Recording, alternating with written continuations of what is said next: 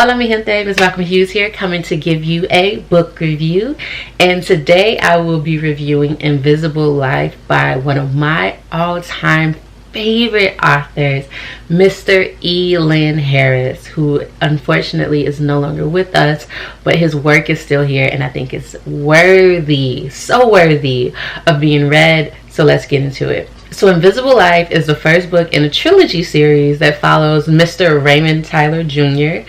And if you read the books, you will become very familiar with him very quickly.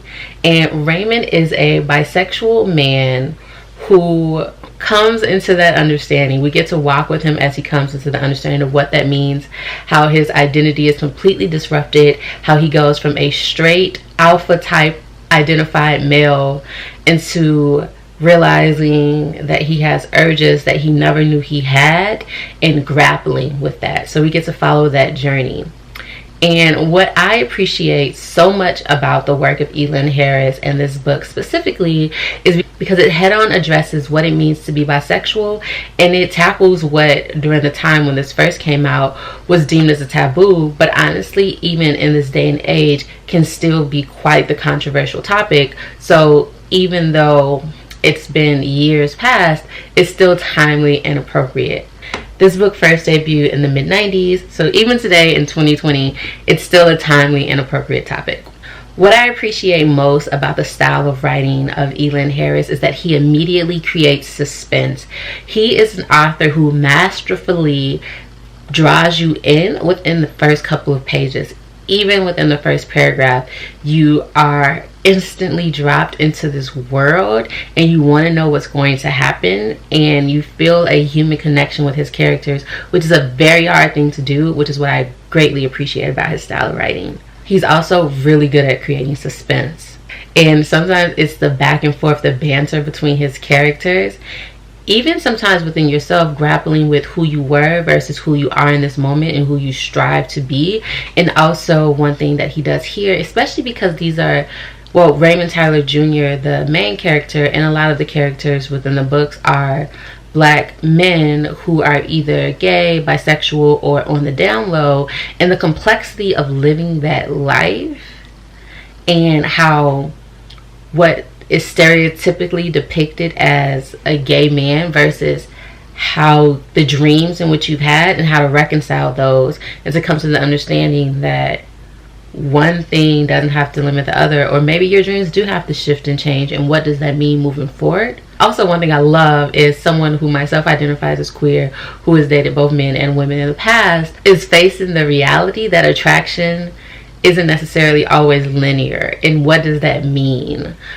So I think that is something he does well. Another aspect of this book that I really appreciated was the family dynamic. You have this father and this mother who've had these dreams for their child and the different ways in which his parents respond, and also you watch his parents grow. Granted, they're from a different generation, so it's challenging.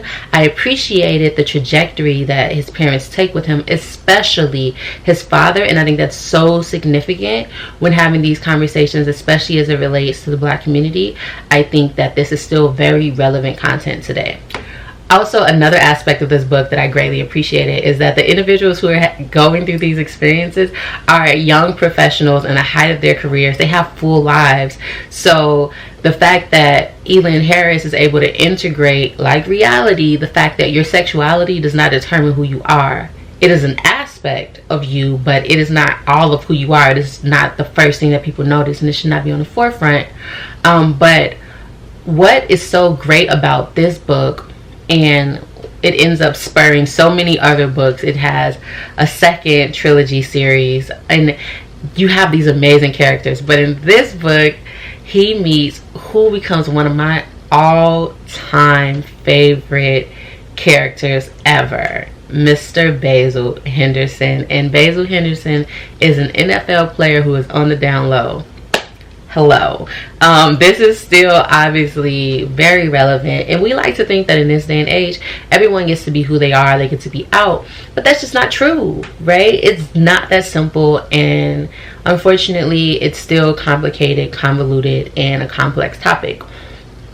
And I think Lynn Harris does a great job of walking us through it. He is awesome at creating stories that draw you in, have you invested in these characters, and you want to know what's going to happen next. Quite frankly, I read through this book. I read these again when I was younger. I know I read the entire series in high school, but I read this book the quickest that I've read a book in quite a while. Like, I honestly just divulged it. I hated having to put it down because that's how invested I was in the characters and wanting to know what was going to happen next. And that is a magical and beautiful thing to do. So I will definitely be reading this entire series, and I do plan on sharing that here. If you haven't checked them out, definitely do so. If you have, read it again. Just read it again. So my one critique of this book, well, it's two, and one of them isn't his fault. Because I've read the other books, I know how he grows as a writer. So sometimes with this book, especially early on, I found myself missing the aged literary pen because I know how much he grows. So this is an earlier iteration, but it's still amazing. So that speaks to his raw talent. So that's not really a critique, just really a comment. And one actual critique that I do have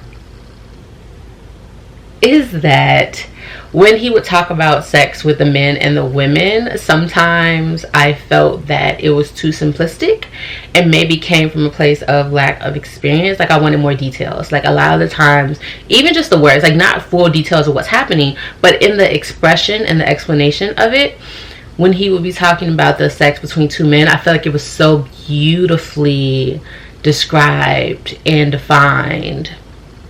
And I felt like the sex with the women was sometimes just really simple and simplistic, and I didn't necessarily enjoy reading those portions as much as the other sex scenes. So for me, that caused me to ponder a little bit about the author and their real life experiences, or why he chose to describe them in that way, and whether or not it was his decision or maybe the editor's decision, and just where that came from. But I did feel like those were a bit disjointed from a lot of the other scenes in the book and the skillful mastery of the pen throughout.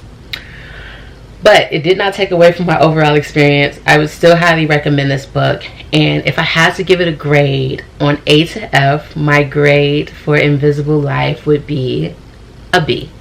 It would be a B because, and maybe again, this is absolutely my own, probably my own bias. It's just I know how much he grows as an author. So though I love this story, I think, here's the thing, I think if I hadn't read any of his books and I had just picked this up for the first time, I may be able to grade it higher, but my own bias is playing in here. But the B is not to say that you shouldn't read it. It's absolutely that you should read it. So yeah, that is my review of Invisible Life by Lynn Harris. I hope that you all will read him and check his books out. And if you haven't, do check out the books that I'm reading this month. Because there are some good ones. There are some good reviews coming. Also, please remember to like, comment, and share these videos with your friends if you enjoy them, so that they can join in the reading movement as well. And also, if there's a book that you want me to review, please let me know below, and I might actually get a chance to read it this year. Until next time, as always, please remember to give time, and to have the best day of your life on purpose. Peace. Also, for those of you inquiring, I do still have buttons, my MsMalcolmHughes pens, and the details on how to get those are below.